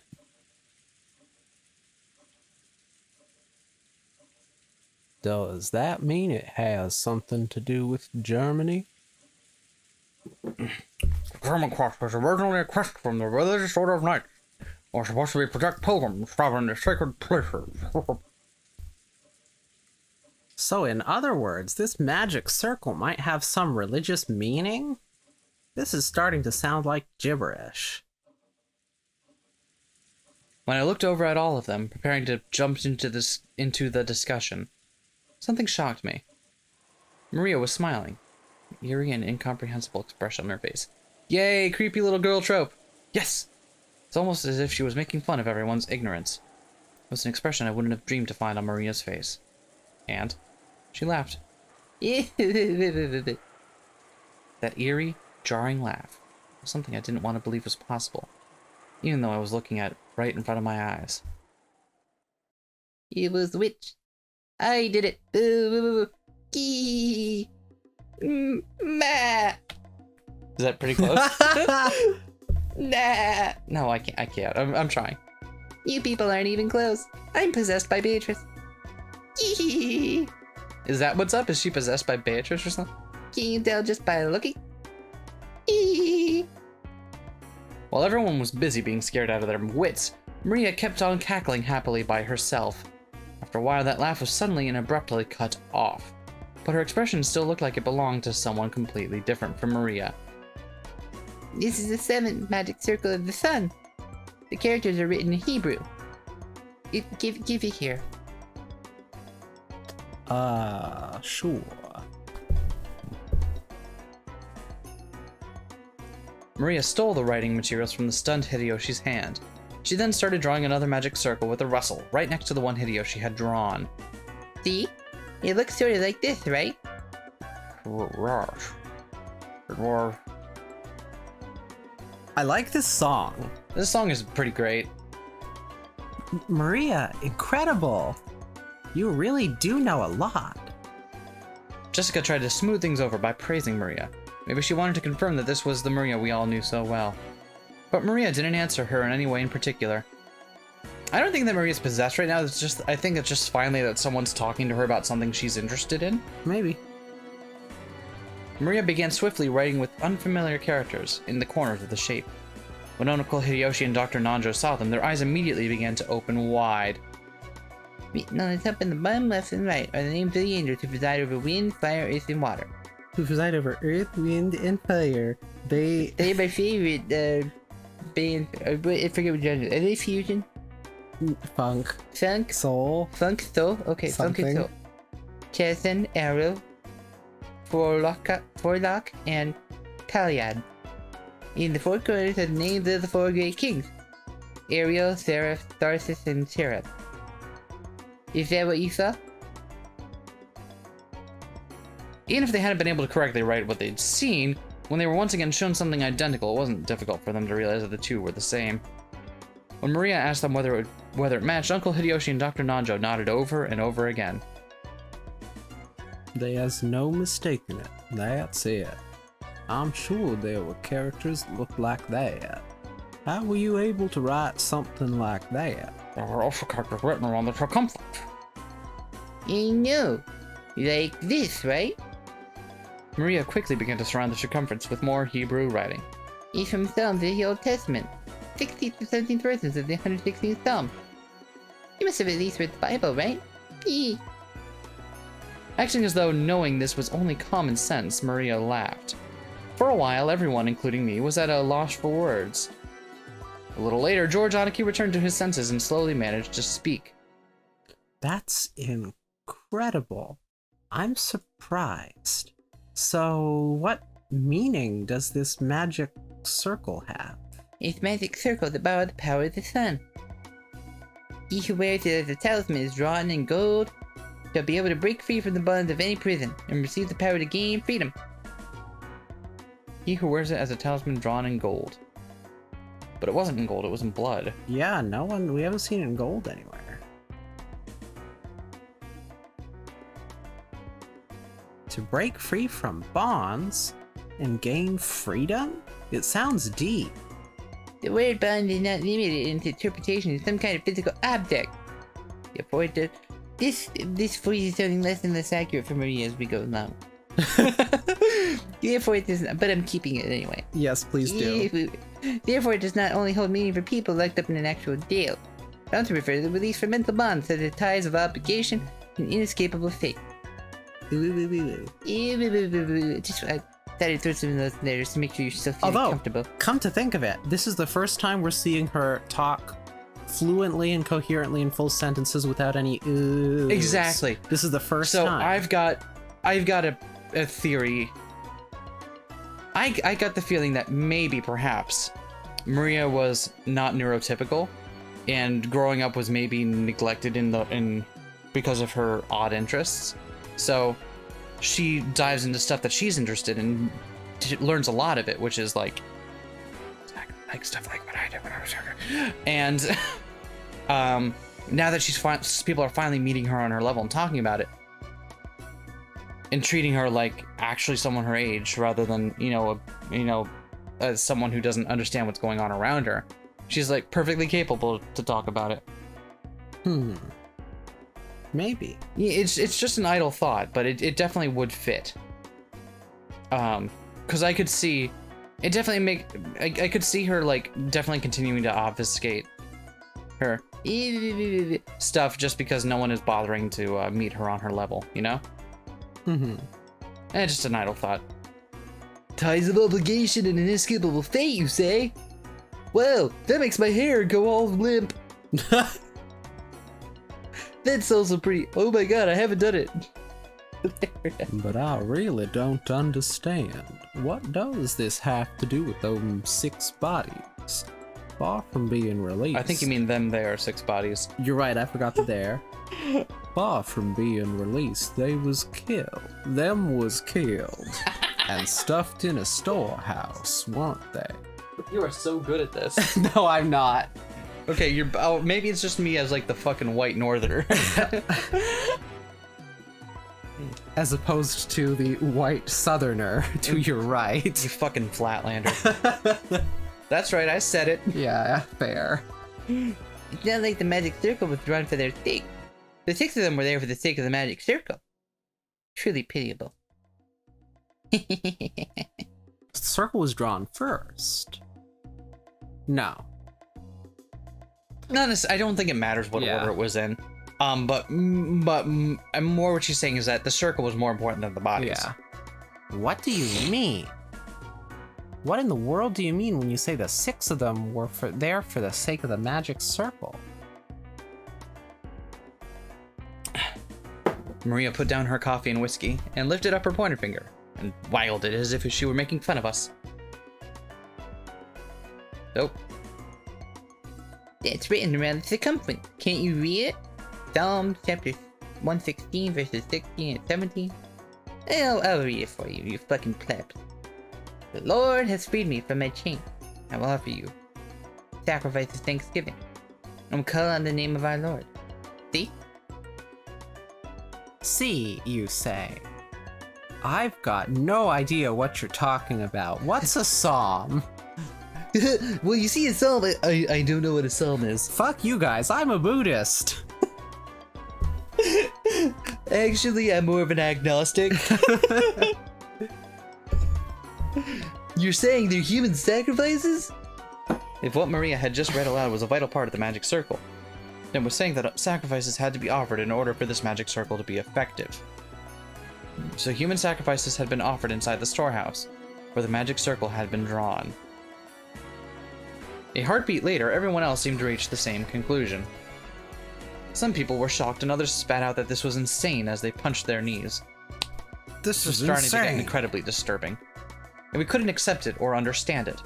I don't care what kind of magic circles or curses other people believe in, I won't pick a fight with them. But did they really kill Dad and the rest as sacrifices for crap like that? I just couldn't stand that feeling. Compared to this, I preferred it when we were still disgusted by that theory about the fight over the inheritance. I started getting pissed off with the feeling between anger and sadness. I broke from the circle everyone was in and returned once again to the window. Here's the one thing. It seems very unlikely that the circle was drawn as something to obfuscate. Mm-hmm. Because if it was just something that you were trying to obfuscate, it's very unlikely that you would happen to draw something that was interesting to Maria and relevant to the current.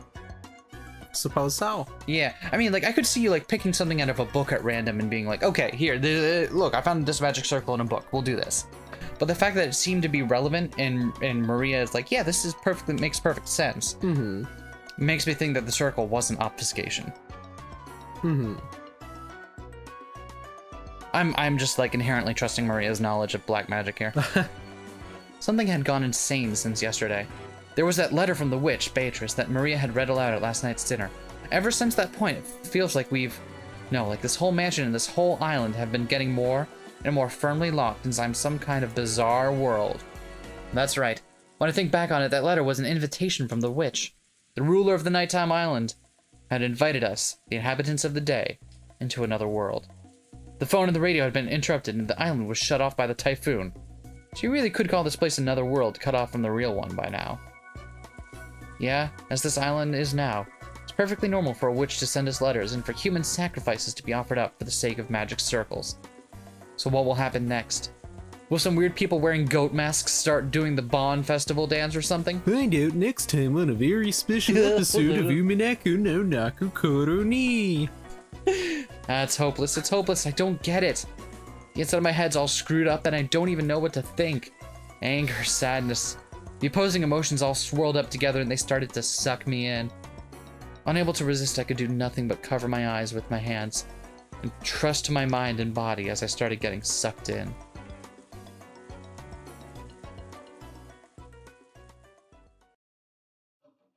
I started losing heart, began to recall a memory from when I was small. It was from when I was very young. I had, fortunately, seen a scary occult movie on TV, and for a while I hadn't been able to go to the bathroom by myself. That old bastard gave an exaggerated laugh and said this. Hey, Battler. I forgot what my voice was like, so I'm getting this voice now. That's fine. Why do you think they all go to trouble to make the movies about this, like this about demons and the occult and such? Because they don't exist. Something that ridiculous can't be found anywhere on the planet. Because they don't exist, people want to see them and go to a lot of effort making them. That's why those occult movies just make me laugh. If I were forced to choose, I'd say, rather than demons and monsters, this year's Earning Skull and Angry Wives are 100 million times scarier. I'll go further, okay? From my point of view, getting scared is a recreational emotion. Something for people who've got room to relax, both in their hearts and in their lifestyles. They had so much free time they didn't know what to do with it, so in order to entertain their mind with unusual emotions, people started creating a culture with demons and cult and stuff. He's kind of a bastard, but I like that interpretation. Yeah. Seriously, why have I been acting so goddamn thick-headed? I was totally taken in. Don't try to mess with me. This is the human world. I don't give a damn about witches, demons, magic circles, and sacrifices. The human who killed Dad and everyone else is still on this island. That's all there is to it, right? The next person who started speaking to me in my heart was Kiryu-san. You see, in both chess and shogi, when you reach the very last stage of the game and get closer and closer to cornering your opponent, the number of optimal moves you could possibly make gets smaller and smaller. Therefore, if you're backing someone against the wall, or if someone's doing the same to you, both players' moves become infinitely easier to read. In other words, you've completely cornered, and you think you have no moves left. That is the moment when it's easiest to read your opponent. However, when a person is forced to a defensive position, they can't help but lose their ability to think clearly, so they aren't able to get their minds around their opponent's moves. That's when you spin the chessboard around. I do like to hear percussion. Wait, hold on one thing. With all my strength, I slapped my face with both my hands. Now, my eyes were truly open. I'm sorry for spiking the mic. Thanks, I'm gonna have really a lot of fun editing that. When you don't understand anything, and you're completely cornered just like I am now, isn't that the perfect time to spin the chessboard around? While on the defensive, we can't even guess at the culprit's scheme. We spin it around and look at it that way, just what might we see? That's why it's time to go on the offensive and commit a murder of my very own.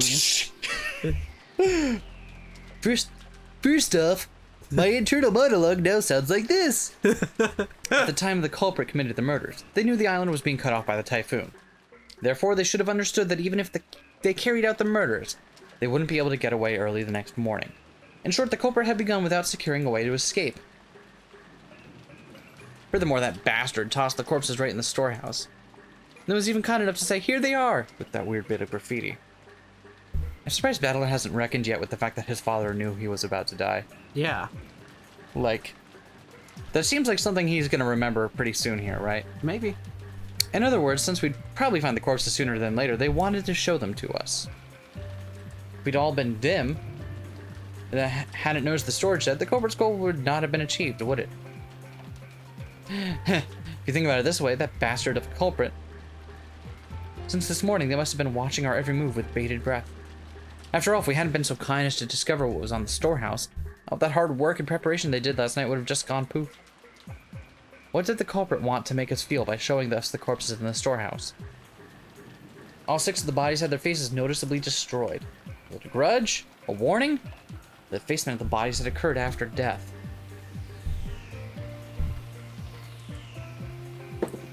So it hadn't been the means by which the culprit had killed. It didn't mean anything to those who had been killed. It did have meaning to those who found the bodies. The culprit wanted to make it appear that they had been killed so brutally. After thinking this way, I really want to tell that bastard to stop taking me so lightly.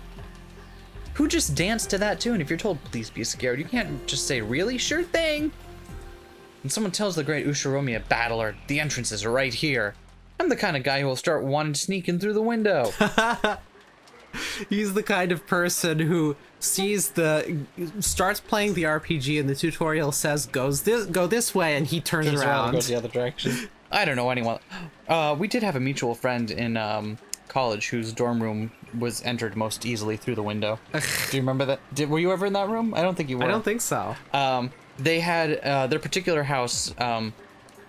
They were in a house that had been renovated to have dorm rooms, and their dorm room was set below the kind of below the ground, so you could go in around through the front door and do all this random shenanigans, or they just took the screen out of the window. When they were in the room, they'd unlock the window, they took the screen out and opened it up, and they set up like a desk and a chair in front of it so that you could just walk down from the window. And I'm like, this is great. This is awesome. So the next thing that had me concerned was that so-called magic circle on the shutter. As Maria, who had shown that her knowledge of the occult rivaled grandfathers, had recognized, that magic circle was genuine. They must have drawn that thing in pitch black darkness, taking a lot of time and holding an umbrella in one hand. Isn't that amount of hard work and perfectionism impressive? What purpose would have been worth all that effort? If we were looking for a fan of the occult in this mansion, most likely, all of us would naturally suspect Grandfather. Did they want to make us think Grandfather was involved? But if that's all they wanted, they could have just drawn any old scribble that looked like a magic circle. It wasn't like any of us amateurs would have been able to tell the difference between genuine and fake. Exactly. It's for some reason, it's for Maria's benefit. However, this magic circle was genuine, and furthermore had even been written in Hebrew. This magic circle had a message that could only be understood by someone with knowledge of the occult. A message is a form of communication. By sending it, they were hoping for a reaction. Reaction? For some reason, we couldn't find Grandfather now. I don't know how Grandfather might have spotted the magic circle on the shutter, but he did choose to hide himself in reaction to that. Did he choose to hide himself in reaction to that? No, was it a trap to make us suspect that Grandfather had participated? Read it either way. Damn, that's annoying. What kind of reaction was the culprit hoping to get out of us by putting this on this occult show? Somehow, that felt like the culprit's weak point. The letter from Beatrice that Maria had read aloud during last night's dinner sprang back into my mind. This was a freak who'd asked us to enjoy a battle of wits. Isn't that interesting? This is a battle of wits between us and the witch. Will we be sucked up by her occult game first? Or will we pull off her fake skin first? The whole day until the typhoon passes. Why not enjoy ourselves? Mission Impossible theme. Yeah, I noticed that. I mean, it wasn't in 5, but it was pretty, you know, it was the same kind of do. Yeah. I mean, of course, as we all know, the Mission Impossible theme itself is in 5, so it goes do,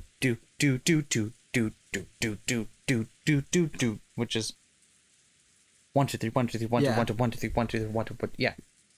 I finally noticed that the inside of the parlor had gone quiet again. Everyone had sunk into their favorite sofas, some deep in thought, some irritated, some acting depressed. Maria was once again enjoying the TV as if she'd never left it. It's been bad. It looked like she found the commercials more fun than the boring program, and she happily yelled, "Ew," and giggled. I stared at each person's appearance in turn. There isn't a 19th person. The culprit must be in this room. I think it's safe to assume that unless it's a possession type scenario, Battler is not the culprit, Yeah. because he's the POV character. So it'd be really, like, it'd be an interesting twist, but I don't think that's what this game is going for. Yeah. Although I do like that He includes himself. he does include himself as a culprit. Yep. Trust no one, including yourself. I don't know where I was last night. I was asleep. I could have been doing anything. Someone check my movements. Right now, Aunt Natsuhi's searching the mansion with the servants, right? Then we shouldn't say in this room. In this mansion is where the culprit has to be. After all, it's possible Aunt Natsuhi was behind this. We still can't deny that one of the servants might be the killer. Anyone could be guilty. Still, Aunt Natsuhi and the rest sure are taking their time. Of course, it's not a small mansion, but isn't this taking a little too long just to walk around checking the windows and doors? Just as I was thinking this, Aunt Natsuhi and the rest returned. Not one of them was missing, but our relief was short-lived. Everyone looked at Aunt Natsuhi in shock. The talk I'd had with Aunt Ava started to creep back into my mind. The possibility that the culprits had enough in numbers or weapons to kill all of those 6 at once. Yes! Yes! Yes! Oh, I am about it! I am about this. Give Aunt Natsuhi a sawed-off shotgun. I need the fucking... I need her sprite with a shotgun, because this is great. Look at those mitten hands holding this... Oh, this My stars, do forgive me if I've startled you. Do you want to take over? No, but honestly, do you want to take over Natsuhi? Because you can do a much better southern accent than I can. And I feel like she deserves... I'll try, and also I think it might make sense because some of my characters died, and now you do every voice. Yeah, some of my characters died too. Like, but I think on the balance here, let's check real quick. Hold on. Cause I'm doing her, him, her, him. Wow, only one of my characters died. No, 2. You just fucking voice everyone. Oh no, I'm so sorry. No, you needn't be. Okay, so no, yeah. So why don't you take over Natsuhi then? 'Cause Okay. you can give her a better southern accent. My stars, forgive me if I've startled you. Oh, that's so much better. Why were we letting her do this from the get-go, y'all? I don't know. I brought this to be prepared for the worst. After all, that thing in Natsuhi's hand was a rifle. That's not a rifle. Maybe it is the art style. Okay. Let's see the gun in the new art style. We have to see that. We have to see Actually, it. you know what? You're absolutely right. Hold Yeah, on. That's still not a rifle. that's a rifle. That's a shotgun. That's a rifle. I love that though. That's really good. Also, everyone's got fucking inflation fetish tits. I hate it. I hate it so. Oh, hold on. Nope. Put it back. Thank There you. we go. Thank you. These are so like. There's so much character in the original sprites. Oh my god. And again, at just glance, its silhouette looked like a lot like a hunting gun, but it was unusually short and kind of looked like a kid-sized weapon. However, it had a white weightiness to it that made it clear it was no kid's toy. Like on his Kinzo songs, isn't it? I intend to defend myself. Did you know about it? That's right. I remembered it was in Father's old collection, and I managed to find it. Look at how happy she is with the shotgun. This is so great. Whoa! Awesome! Natsuhi said, shoot me first! Put me out of this misery! Is that thing real? Yes, it's real. It can fire live ammunition. Long ago, Father used it to scare away wild birds. Ah, that takes me back. Where did you find that thing? No matter how much I asked him to let me touch it, he never even let me lay one finger on it. Oh, No one's scared of her. They're just like, oh, you brought it. That makes sense. that's cute. And she's like, no, you misunderstand my intentions. Everyone up against the wall. Oh, that's adorable. Oh, grandfather had one of these. Actually, with her with a gun, the only person I think that would have a chance to catch her off guard would be Ava. Yeah. Because Ava's the only one that, as far as we know, Ava's the only one that has any kind of combat training. I didn't know that. So if she's got a gun, like, at least at close range, Ava might be able to pull something off. But long ago, grandfather was really addicted to cowboy films. This is Ava now. But Oh, no, it's not. long ago, grandfather was really addicted to cowboy films. That generation really liked this kind of rifle. It doesn't look like a rifle. I don't, maybe I... I, on the other hand, prefer the AR platform. Is that a I winch? prefer the AK-47. It's the weapon of the revolutionary. Is that a Winchester? But I've never seen one that short before. George, remind me to tell you at some point that you're part of the bourgeoisie. There's a revolution, you're on the killing end of it. You're on the being killed end. Ah, I remember. It's that gun. That really takes me back. No one is like, okay, I thought the whole thing was meant to be like, forgive me for startling you, but y'all are gonna be under my supervision now. That's the one Steve McQueen fired off in Wanted, Alive or Dead. He had it custom crafted to match the size of his Johnson. That's why it's extra short. Father sure has good taste. Are we writing Hideyoshi with dick envy now? Is this a part of his character now? I really don't know. It is an item that the master ordered specifically from Sorry, America. I long ago. rightly don't know. There you go. I was worried about your accent for a moment. As you can see, it is a working gun, so please do not tell anyone about this. I was quite fond of it right after he managed to acquire it. It seems the workings that ejected the cartridges were more interesting to him than shooting it, and he played around with it much back in the forest at the time.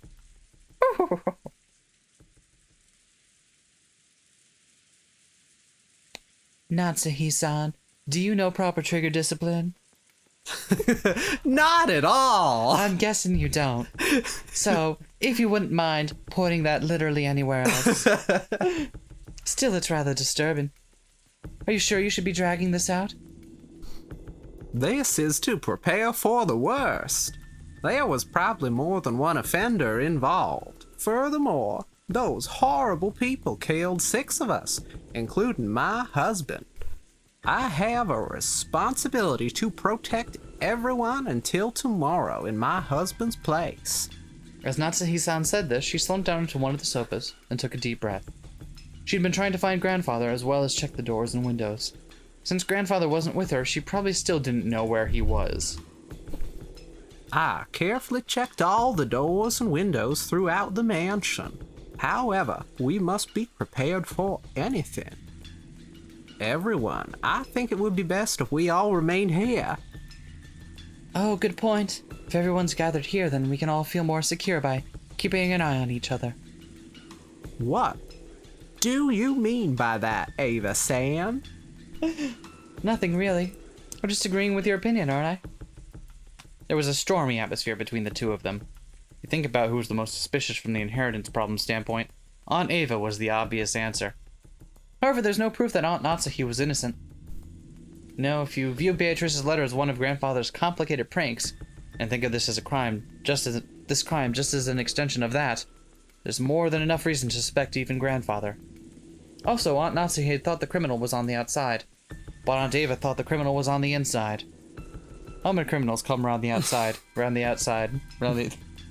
In short, it was the question of whether or not a 19th person exists. That same question has been repeated endlessly since last night's dinner, with the letter from the witch who called herself Beatrice. So was the culprit among us, or not? And did the witch Beatrice exist, or not? If you assume that something as stupid as a witch can't exist, you're basically saying that one of these relatives here who share a common bloodline is the culprit. If that was too unpleasant, it'd be much more comfortable to simply accept the fairy tale-like character of the witch. Witch? A witch drawing bizarre magic circle and offering human sacrifices? If I could accept that rubbish, I'd be able to trust all the people in this room. However, damn common sense got in the way. Kept repeating that witches don't exist. In that case, the culprit must be among us. In the middle of the seemingly endless rain, none of us could break the silence. Nice. Looks like this is where we're leaving it for this episode. I suppose so. Join us all next time. The plot thickenings. We're jumping ahead to looks like 1 p.m. So. Umineko, if Natsuhi had a gun. It's the same length. She already has a gun. All right, see you all in a bit. Bye. Bye.